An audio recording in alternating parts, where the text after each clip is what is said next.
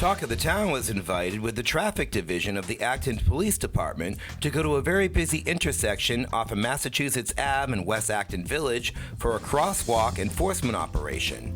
Led by Detectives Christopher Prail and John Stackhouse, the results were very surprising.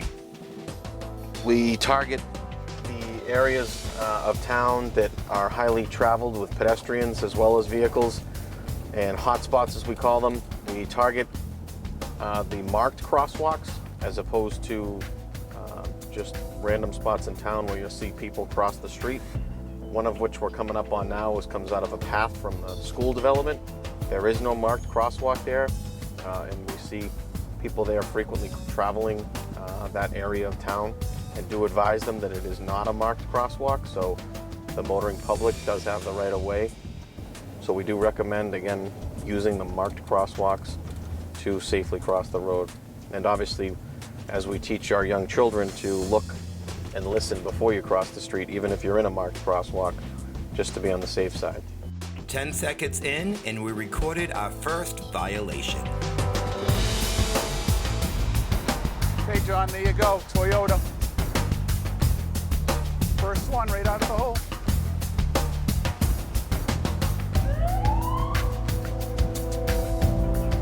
But, you know, that was the first one. We've been here for less than 2 minutes. We just got set up. We get numerous complaints from this crosswalk down here also. This is the West Acton merchants complain about it, and so do the pedestrians.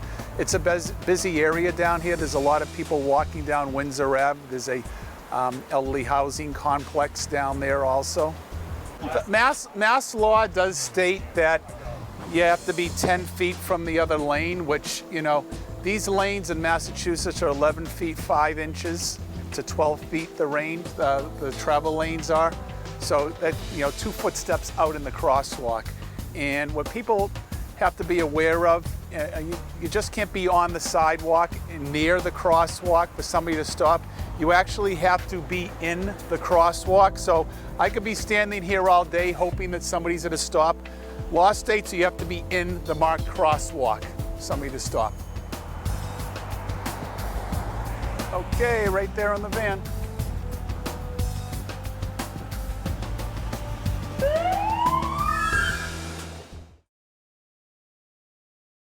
Okay, Patrick, now we have George behind the camera. Up next is a very special segment produced by a couple of our youth members, Sean and Dhruv. Sean spent a day at the Discovery Museum highlighting all of the great new stuff they have there, and Dhruv edited it. Hello, I'm Sean, and welcome to the new and improved Discovery Museum. They have tons of new stuff to check out, so let's get right to it. This is the Discovery Woods. Let's go check it out. Pretty neat.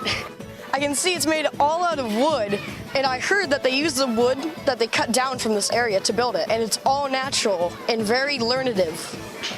That wasn't good wording.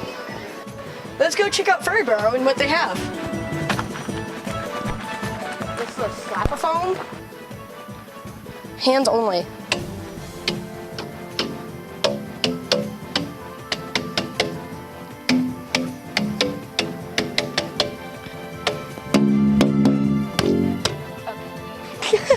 Hello, I'm here with Allie, and we're going to ask her a couple questions. So, what's the most popular exhibit here?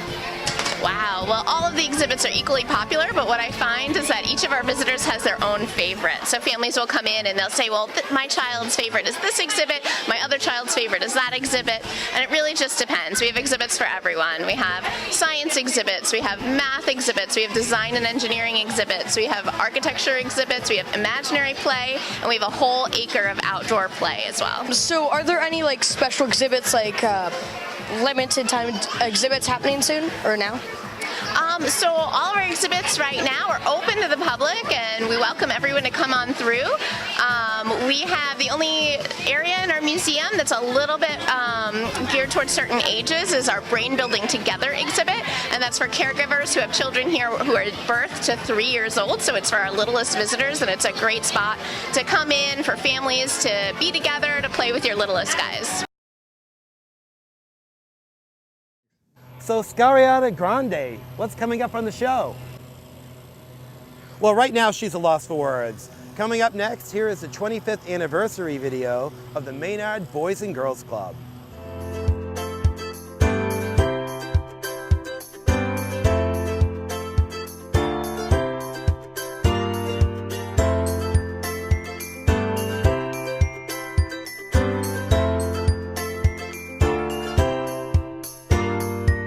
Two 2018 is a very special year for us because it marks our 25th anniversary of our affiliation with the Boys and Girls Club of America. Boys and Girls Clubs of America is the largest youth organization in the world with over 4,000 clubs serving over 4 million kids. The mission is quite simple: to enable all young people, especially those who need us most, to reach their full potential as productive, caring, and responsible citizens. Our facility here in Maynard was built in 1979 as a community center for the youth of Maynard. It was originally supposed to be a swimming pool, but the need for a youth center was greater. In 1993, the Will Dodd Center, as it was called, became a charter member of the Boys and Girls Club of America, offering full-service programs and counseling for our youth. In the last year, we discovered that there were a lot of areas in which we could help the children and the families in the clubs.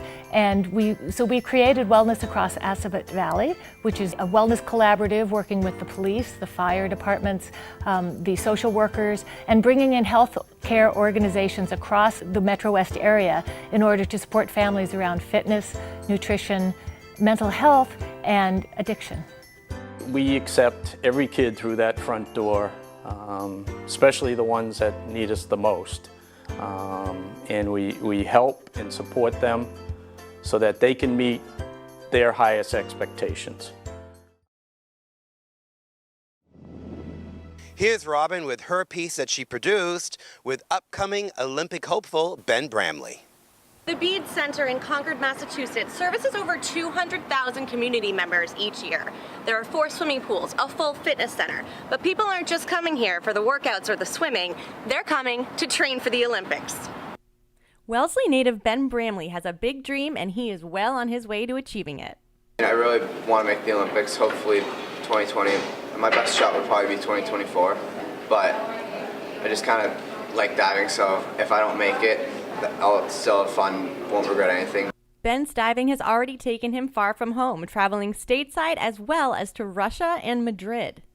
The competition went all right. I didn't do my best, but it was fun and it was great exposure to compete against like a bunch of Olympians. I had to do my Spanish project while I was over there. So balancing school with that, I did my Spanish final by interviewing some of the Madrid people in Spanish. When Ben began placing in competitions all over the world, it seemed clear to Ben and his coaches that his hard work in the pool was paying off. I think after 2016, when I got 6th place at the Olympic trials, I realized that it's potentially realistic, and so that's where I really set it as my goal. Coach Tracy Bird, herself a champion diver in college, has been training Ben for 4 years. There's been a lot of educating Ben on all aspects of the sport, from the physics to the psychological aspects. Yeah, let's hear it. Ben is delightful. He's goofy, he's fun, he's very hardworking, very diligent, but mostly a lot of fun, and a kind and caring person. It's absolutely essential having fun while you're training and competing.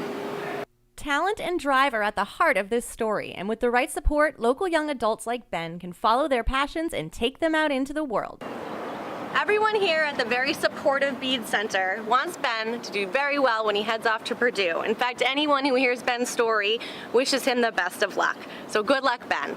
Robin Kenny, Acton TV.